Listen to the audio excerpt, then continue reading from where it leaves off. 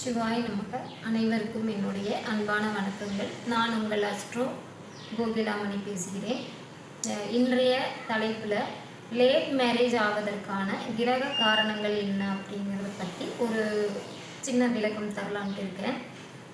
ஒரு ஜாதகத்தில் திருமணம் தாமதமாகுது அப்படின்னா குடும்பாதிபதி எப்படி இருக்காருன்னு பார்க்கணும்.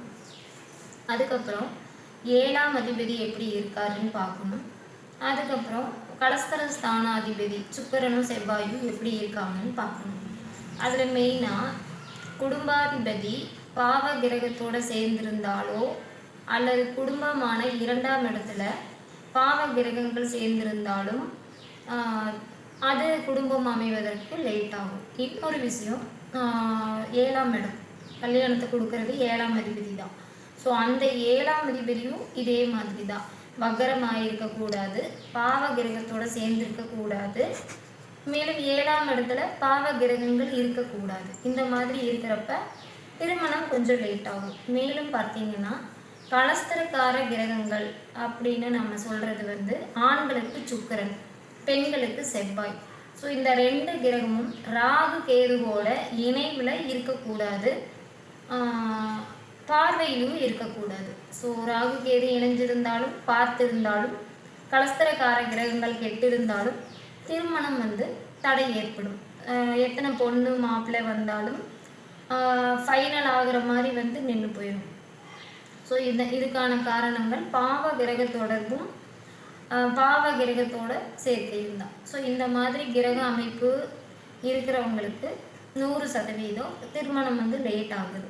ஸோ இதுக்கு நம்ம என்ன பண்ணலாம் அப்படின்னா, இதுக்கான பரிகாரம் என்ன அப்படின்னா, அவங்கவுங்க சுய ஜாதகத்தில் எந்த கிரகத்தால் பாதிப்பு ஆகியிருக்கோ அந்த கிரகத்துக்கு தகுந்த மாதிரியான கோவில்களுக்கு போய் அவங்களோட ஜென்ம நட்சத்திரத்தன்னைக்கு வழிபாடு செய்கிறப்போ உறுதியாக அந்த தோஷங்கள் நிவர்த்தி ஆகுதுங்க. ஸோ அது சரியான கோவில் சென்று வழிபாடு செய்யணும். மேலும் பார்த்திங்கன்னா சனி அப்படிங்கிற கிரகம் குடும்பஸ்தானாதிபதியோ அல்லது 7ஆம் அதிபதியோடவோ பார்வை சேர்க்கை இருந்தாலும் 100% 30 வயசுக்கு மேலே தான் ஆண்கள் பெண்களுக்கு திருமணம் நடக்குதுங்க. ஸோ அதனால் இந்த மாதிரி சில விஷயங்கள் கிரக பாதிப்புனால ஏற்பட்டு நிறைய பாதிப்பு ஏற்படுறவங்களுக்கு நம்ம சரியான பரிகார கோவில்களை கொடுத்து பரிகாரம் பண்ணாமல் வழிபாட்டின் மூலமாக உங்களுக்கு சிறந்த தீர்வை ஏற்படுத்த முடியும். அதனால் உங்களோட ஜாதகத்துலேயும் லேட் மேரேஜ் பாசிபிலிட்டிஸ் இருக்கான்னு நீங்களே செக் பண்ணி பாருங்கள். அதுபோல் இருந்தால் நீங்கள் ஒரு நல்ல ஜோதிடர் அணுகி உங்களோட பரிகார கோவில் என்ன, வழிபாட்டு கோவில் என்னன்னு தெரிஞ்சுக்கிட்டு அது மாதிரி வழிபாடு செய்யுங்க. உங்களுக்கும் விரைவில் திருமணம் நடக்கும். நீங்கள் மேலும் என்னோடய சேனலை சப்ஸ்கிரைப் பண்ணிக்கோங்க. உங்களோட ஜாதக பிரச்சனைகளை தெரிந்து கொள்ள என்னுடைய ஸ்க்ரீனில் தெரிகிற நம்பருக்கு கான்டாக்ட் பண்ணி என்கிட்ட நீங்கள் ஜாதகம் கேட்டுக்கலாங்க. நன்றி, வணக்கம்.